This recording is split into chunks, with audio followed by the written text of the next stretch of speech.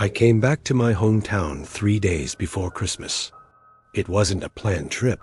My father had passed away recently, and with him gone, the city felt hollow, no longer a place I could call home. So I drove back to the small town where I grew up, a place I hadn't seen in over a decade. It looked smaller than I remembered, shrunken by time and memory. It was also eerily quiet. The streets were lined with Christmas decorations, but they lacked any real cheer. The lights were dim, some flickering as if they were fighting a losing battle against the encroaching darkness. People still lived here, but you wouldn't know it. The houses sat dark and silent, their windows like vacant eyes, watching the empty streets.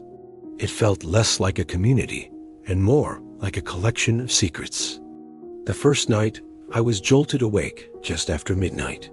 A strange, low hum seemed to vibrate through the old house. I thought it was my phone at first, buzzing on the nightstand. But then, as the vibration faded, a sound took its place. It was a Christmas carol, faint and distant, almost gentle. The melody was slow, melancholic, and slightly out of tune, sung by what sounded like a tired old choir. I didn't recognize the song, but it stirred something in me, a sense of misplaced familiarity, like a dream you can't quite recall upon waking. I sat up in my father's old bed, straining to hear. The carol lasted for maybe a minute before it dissolved back into the night, leaving a silence that felt heavier and more profound than before. The next morning, I went to the town's only cafe, hoping for some coffee and a dose of normalcy. I asked the woman behind the counter, a tired-looking person I didn't recognize, if a local church held late-night caroling practices. She gave me a strange look, a mix of suspicion and maybe a little pity. "No," she said, her voice flat. "We don't do that here." Her tone was clipped, final, and it shut down any further questions. That night, it happened again. The carol returned, same time, same mournful tune, but this time it was closer. I got out of bed and went to the window, peering out at the snow-covered street. The sound seemed to drift between the houses, a ghostly echo that didn't seem to originate from any single place. It was as if the air itself was singing. The street was deserted, the pale glow of the struggling Christmas lights casting long, distorted shadows on the untouched snow. I felt a chill that had nothing to do with the cold. The following day, my curiosity turned into a gnawing unease. I saw an old man I vaguely remembered from my childhood standing outside the grocery store. I decided to try again. "Excuse me," I said, approaching him. "I have a strange question. Do you ever hear singing at night?" "After midnight." He didn't answer right away. His knuckles went white as he tightened his grip on his grocery bag. He stared past me, his eyes focused on something far down the street. "Don't go outside after midnight," he finally said, his voice a low whisper. "Not for any reason, especially on Christmas Eve." He then turned and walked away without another word, leaving me standing alone on the sidewalk, his warning echoing in my head. That night, sleep was impossible. I lay in bed, watching the clock on my phone, waiting. Exactly at 12, it began. The carol was closer still, so close it sounded like it was just outside my window. I threw on my coat and boots, ignoring the old man's warning. The cold was a physical shock, biting into my skin the moment I stepped outside. The street was empty, the snow pristine and undisturbed. The singing was pulling me toward the far end of town, to the derelict neighborhood where the abandoned houses stood, rotting away for as long as I could remember. Each step I took made the song clearer, the individual voices more distinct. They were strained, sorrowful. I stopped in front of the most dilapidated house on the block. The paint was peeling, the porch was sagging, and the windows were dark, boarded-up voids. The door was chained and padlocked. But the music, the sad, otherworldly carol, was undeniably coming from inside. I pressed my ear against the cold, damp wood, and for a moment, I thought I could hear something else beneath the singing, a faint, rhythmic scraping sound. I stood there for a long time, frozen by both the cold and a creeping, primal fear. Then came Christmas Eve. The town seemed to hold its breath. A profound silence fell as dusk settled. The already dim streetlights didn't turn on at all. Every house was dark. No music, no last-minute shoppers, no one. It was as if the entire town had been evacuated. I sat in the darkness of my father's house, waiting. At midnight, the carol erupted. It wasn't distant anymore. It wasn't just close. It was everywhere. It filled the house, the street, the entire sky. The sound was immense, overwhelming. The voices were all wrong dozens, maybe hundreds, layered over each other, a cacophony of sorrowful notes competing to be heard. Driven by a force I didn't understand, I ran outside again, back toward the abandoned houses. This time, something was different. Every window in that forgotten row of houses was glowing with a faint, sickly light. I crept closer, my heart hammering against my ribs. I peered through a grimy, cracked pane of glass in the first house. Inside, I saw them. Figures standing perfectly still in the dim light. Dozens of them. Men, women, and children. Their mouths were open, all singing the same terrible carol in unison, their eyes wide and fixed on nothing. A cold dread washed over me as I recognized some of their faces from old town photos, from memory. People who had simply vanished over the years. People the town refused to talk about, their disappearances swallowed by silence and time. As the final lingering note of the carol began to fade, a horrifying thing happened. Every single head inside that house, and the next, and the one after that, turned in perfect silent unison. They turned toward me, and for the very first time, the carol had words. In a single, unified, ghostly whisper, they sang my name.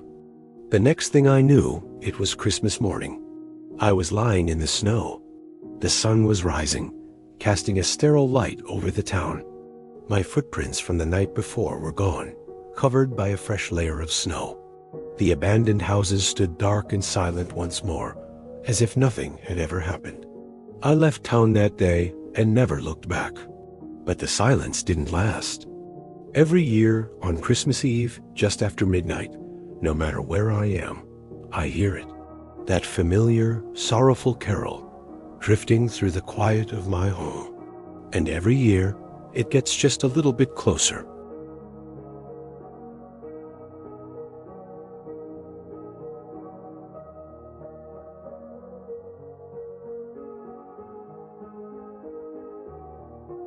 Liam had never spent Christmas alone before, but after a long, grueling year, all he wanted was silence. No forced family cheer, no endless expectations, just one quiet night in a remote cabin he'd rented on the edge of a frozen, empty field. The snowstorm, however, arrived earlier than the forecast predicted. Thick, heavy flakes began to whip across the windows, completely muting the world outside. Soon, the only thing keeping the darkness from swallowing the room whole was the dim orange glow of the fireplace. He made himself a cup of tea, wrapped himself in a thick wool blanket, and settled into the worn armchair by the hearth. The wind howled against the glass, a lonely sound in the vast emptiness. And then, something caught his eye. Far, far across the snow-covered field stood a figure. It was barely visible through the swirling snow. Perfectly still, facing the cabin. Liam squinted, trying to make out the details. It looked like a tall person wearing dark clothing, but the storm distorted everything, turning the shape into a long, wavering shadow that blended with the night. He blinked, rubbing his eyes. And just like that, the figure was gone. He exhaled slowly, a short, nervous laugh escaping his lips. Too much imagination, he muttered to himself. But a cold, crawling feeling slithered up his spine. Something felt wrong. Hours passed. The storm worsened, turning from a heavy snowfall into a blizzard. The cabin lights flickered once. Then again, longer this time. When they finally stabilized and returned to their steady hum, Liam froze. The figure was back, but it was closer now, halfway across the field, standing just as motionless as before, facing the cabin, facing him. He could almost imagine a thin column of white breath rising from where its mouth should have been. Liam backed away from the window, his heart beginning to thud in his chest. This wasn't his imagination anymore. He fumbled for his phone, his hands shaking slightly. No signal. Of course. The lights flickered again, staying off for several agonizing seconds. In the brief, suffocating darkness, he heard a soft thump against the wall outside, a sound like a single heavy step landing in the deep snow. When the lights returned, he forced himself to look out the window again. The figure was closer, much, much closer. It was standing right at the edge of the cabin's small yard now, just beyond the reach of the porch light. Liam's heart hammered against his ribs. He desperately scanned the pristine snow for footprints, and he found some deep impressions leading directly toward the cabin. But there was only one set, as if this thing, this person, had been walking for miles and miles straight toward him. "Nope," Liam whispered, his voice trembling. "Nope. No way." He ran to the front door and checked the deadbolt. Once, twice, a third time just to be sure. The wind screamed outside, rattling the window panes as if trying to get in. Then a knock. But it wasn't on the door. It was on the window right beside it. 3 slow, deliberate taps. Liam spun around. There was nothing there. No silhouette, no dark reflection, only the thick streaks of snow sliding down the glass. Another knock. This time from the back window in the kitchen. Then another on the left side of the cabin in the small bedroom. 3 windows, 3 sets of knocks. One after another, a slow, methodical rhythm, as if something was calmly circling the house. Liam's breath hitched in his throat. He backed into the center of the living room, his eyes darting from window to window, and grabbed the heavy iron poker from the fireplace, its weight a small, cold comfort in his hand. The lights flickered again, and again. Then, with a final weak buzz, they went out completely. The only light left came from the dancing flames in the fire. A shadow passed across the flames, something large enough to block their light, just for a fraction of a second. Liam's voice shook. "Who's there?" Only the howl of the wind answered. He stumbled backward, his heel catching on something, and knocked over a stack of old books left by the armchair. One of them fell open on the floor, revealing a photograph that had been tucked between its pages. It was an old black and white picture. A family. A man, a woman, 2 small children standing outside this very cabin. They were all smiling, squinting in the bright sun. And behind them, in the far distance, stood the figure, tall, shadowy, watching them. Liam dropped the photo as a wave of pure panic clawed its way into his throat. The sound was right beside him, but there was no window on that wall. Just solid wooden planks. He scrambled back, gripping the poker so hard his knuckles turned white. The knocking grew louder, faster. It was all around him now.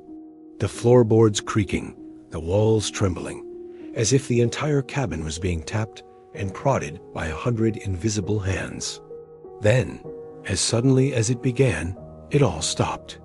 Complete and utter silence descended, broken only by the crackle of the fire. For a moment, Liam thought maybe it was over. Maybe the storm, his isolation, it was all just playing tricks on his mind, until he noticed the snow melting near the doorway. A small puddle of water was forming on the floorboards. A trail of wet footprints, leading from the door into the cabin. But the door was still locked, still bolted, still unopened. Liam followed the footprints with a trembling gaze. They led across the room, to the dark corner where the light from the fire didn't quite reach. He lifted the poker, his arms shaking. "Who's there?" he whispered, his voice barely audible. The shadow in the corner moved, slowly, deliberately, a shape pulling itself out of the darkness, the same impossible height, the same gaunt outline, the same horrifying stillness as the figure from the field. It had never been just standing out there. It had been coming closer, each time the lights flickered, each time he looked away, each time he tried to convince himself it wasn't real. It stepped forward, out of the corner. The air in the room turned ice cold. And the last thing Liam saw before the fire was suddenly snuffed out was the lantern's faint glow reflecting off something just behind him. Another figure, standing right at his back.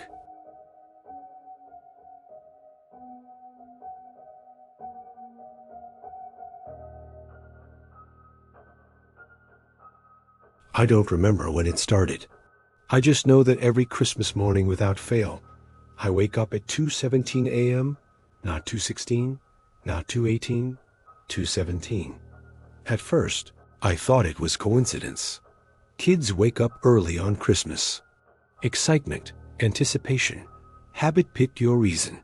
But excitement doesn't make your heart start racing before you open your eyes. And it doesn't explain the sound. The sound always comes first. Like snow being ground into carpet, like boots stepping where boots don't belong. I woke up this year already sweating, sheets twisted around my legs, throat dry. My room was dark, except for the thin blue glow of moonlight leaking through the blinds. The house was too quiet. No heater hum, no pipes. No snoring from my parents' room down the hall. Then, directly beneath me, the living room. I lay there, staring at the ceiling, counting my breaths the way my therapist taught me after last Christmas. In through the nose, hold, out through the mouth. Crunch, pause. Crunch, slow, deliberate. Someone was walking through my house. My first instinct was to listen for my parents. My dad always cleared his throat when he woke up. My mom's phone alarm chimed softly every hour because she never trusted herself to sleep through the night. Nothing. The footsteps stopped. For a moment, I thought maybe I'd imagined it. Maybe my mind was replaying an old fear, like it always did around the holidays. Then I heard the bells, not cheerful, not musical, dull, heavy, metallic. They jingled once, twice, then fell silent again. A voice drifted upward from the stairwell. "I see you're awake." It wasn't loud. It didn't need to be. The words slid into my ears like they belonged there, like they had always been waiting. My stomach dropped. The voice wasn't my dad's. It wasn't anyone I knew. And somehow, it already knew me. I reached for my phone on the nightstand, my hands shaking so badly, I almost knocked it to the floor. The screen lit up the room just enough for me to see that my bedroom door was slightly open. I never slept with it open. The hallway beyond was pitch black. Another step on the stairs. Then another, closer. I whispered my parents' names. Once, twice. My voice sounded small and thin, like it didn't belong to me. No answer. The floorboard outside my door creaked. I turned on my phone's flashlight. The beam cut across my carpet and stopped dead at the foot of my bed. Footprints, large ones. They were soaked into the carpet fibers, melting snow mixed with something darker, thicker. The smell reached me a second later. Cold air, rust, and something rotten underneath it all. My phone vibrated. A notification popped up across the screen. Unknown contact. You shouldn't be awake. My pulse thundered in my ears. I tried to lock my phone, to call 911, to do anything, but my fingers wouldn't obey. The doorknob turned, slowly. The door opened with a soft, patient creak. It had to duck to get inside. The thing wore red, but not the bright, cheerful red from storybooks and mall decorations. This red was dark, soaked, stiff like fabric that had never fully dried. White fur trim hung in clumps, yellowed and matted. Its beard was wrong. too thin in places, too thick in others, tangled with something brown and crusted. One eye sat lower than the other, cloudy and unfocused, while the other locked onto me with terrifying clarity. It smiled, its mouth stretched wider than a human mouth should. "Good children sleep," it said, bells trembling softly as it stepped closer. "Bad ones watch." I tried to scream. Nothing came out. The smell grew stronger as it leaned over me.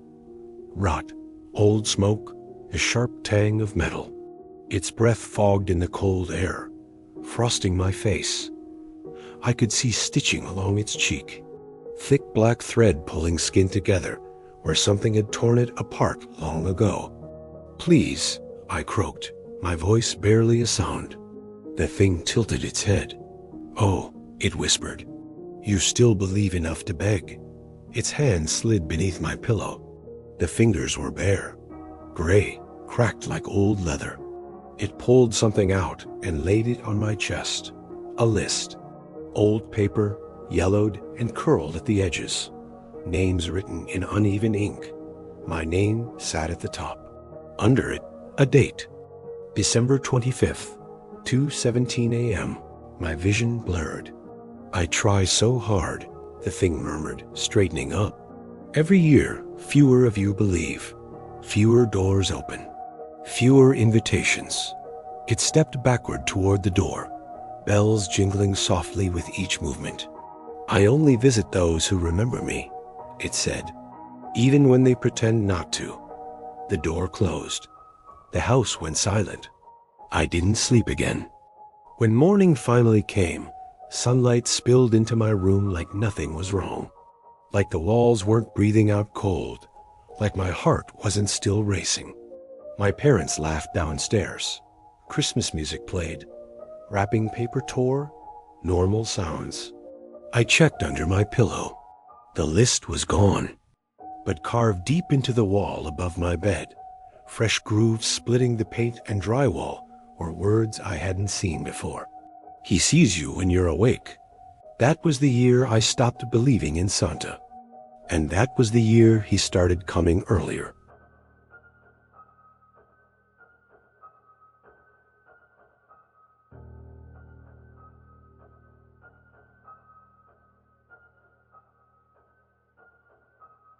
The first time I heard the bells, I was 7 years old. I remember that exact age because it was the day my parents stopped smiling. We were right in the middle of opening Christmas presents. Wrapping paper was scattered all over the living room floor like colorful snow. My dad had the big, clunky camcorder out, filming my little brother as he tried, and failed, to tear open a box that was almost as big as him. In the background, some Christmas special was playing softly on the TV. And then the bells rang. They weren't jingle bells. They weren't part of any Christmas carol. They were hand bells. The sound was slow, measured, and it was coming from right outside. My mother, who was in the middle of handing me a present, just froze. My dad lowered the camera, his smile gone. The bells rang again, and this time they sounded closer. My dad shot up from his chair, so fast it clattered to the floor behind him. "Kids," he said, and his voice was suddenly tight and serious. "Go to your rooms. Now." I started to protest, but my mom grabbed my shoulders, her grip surprisingly hard. "Go," she whispered, her eyes wide with something I'd never seen before. "And do not open the door for anyone." My little brother, sensing the shift in the room, started to cry. The bells rang a third time. They were right outside the house now, on the front porch. I remember the frantic sounds of my parents moving through the house, the deadbolt sliding into place, light switches clicking off, the heavy swish of curtains being pulled shut. Then my mother was there, shoving my brother and me into our shared bedroom and locking the door from the outside. That detail, the sound of the lock clicking, has stayed with me my entire life. I sat on my bed, holding my brother tight while he sobbed into my t-shirt. Then came the knock, not on our bedroom door, on the front door. 3 slow, deliberate knocks. A man's voice followed. It was calm, almost cheerful. It was the kind of voice adults use when they want to make children trust them. "Good evening," he said. "It's time." My brother let out a little scream, and I quickly covered his mouth with my hand. My parents didn't answer. I could hear the man on the other side of the door sigh. "I can hear them, you know," he said, his voice still pleasant. "You don't need to pretend." The bells on his clothes jingled softly as he shifted his weight. Then a new sound started. More bells, more voices, all of them just as calm, just as patient. "Open the door," one of them said. "We don't like to come inside this way." I heard my father shout something, but his words were muffled and angry. Then I heard the sound of glass shattering. Suddenly, the house was filled with movement. Footsteps, but they weren't running. They were walking, calmly, like they knew exactly where they were going. My brother was shaking violently in my arms, and then the screaming started. It came from downstairs. It wasn't loud at first, just short, sharp sounds of pain and fear, pleading. I buried my face in my brother's hair and squeezed my eyes shut, trying to block it all out. But the bells never stopped ringing.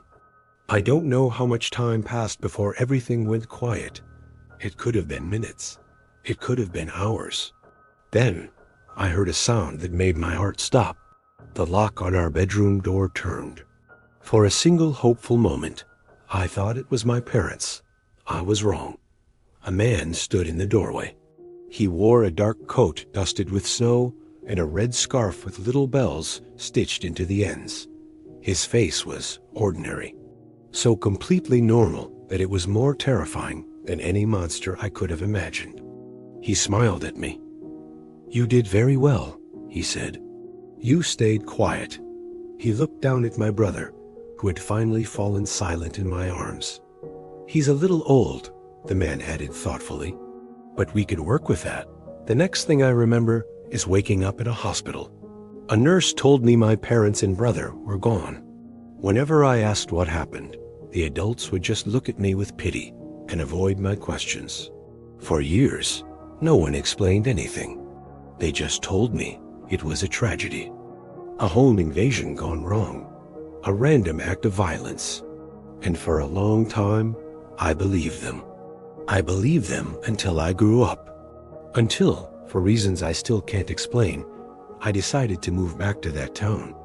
And that's when I started to notice that something was very wrong every December. The Christmas decorations were elaborate, too elaborate.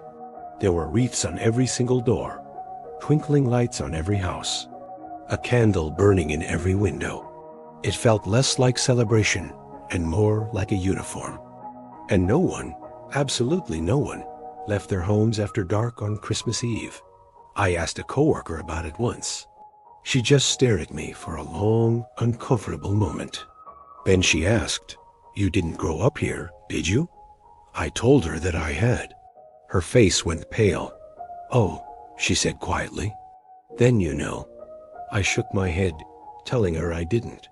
She hesitated, then leaned in close and lowered her voice to a whisper. "They come every year," she said. "Always on Christmas Eve, always after dark." "Who?" I asked, my blood running cold. She swallowed hard. "The collectors." I let out a weak, nervous laugh. "That's not funny." "I'm not joking," she insisted, her eyes wide and serious. "Every year, they take people." "For what?" I pressed. She looked away, unable to meet my gaze. To keep the town safe, I went to the local library. I spent days digging through old newspapers on microfilm. The articles were always vague. House fires, unfortunate accidents, missing persons reports, entire families just gone overnight. And the dates were always the same, December 24th or December 25th. Every single year for decades. Sometimes it was more than one house. Sometimes it was just one. But it was always explained away. Then I found something else. Old school pamphlets. Holiday safety guides from when I was a kid. Buried between instructions for fire drills and what to do in a tornado, there was a section labeled Christmas Protocol. It instructed children to stay in their rooms, remain silent. Do not answer any voices, even if they sound familiar. And the last one chilled me to the bone. Do not interfere if adults are chosen. Chosen. I felt sick. That Christmas Eve, I went back to my childhood home. A new family lived there now. I stood across the street in the freezing cold and just watched. At exactly 8 p.m., all the lights in the house went out. At 8:30, the bells started. They seemed to come from every direction at once. Men and women emerged from the darkness, their scarves and coats ringing softly with every step. They moved from house to house, knocking, waiting. At some houses, they were led inside. At others, after a few moments, they simply moved on. Sometimes an entire house would go dark forever. Sometimes I saw them lead just one person outside into the night. The rest of the town didn't watch. The rest of the town just listened, praying the bells would keep moving on. That night, standing in the snow, I finally understood what my parents had never had the chance to explain. They hadn't failed to protect us that night. They had tried to delay the inevitable. Because every year, the collectors come. And every year, the town owes them a debt. It owes them people. And this year, I heard the bells stop outside my own apartment building. I heard the footsteps in the hall. And then, a knock on my door. A calm, familiar voice called my name through the wood. "You're old enough now," it said cheerfully. "It's your turn to open the door."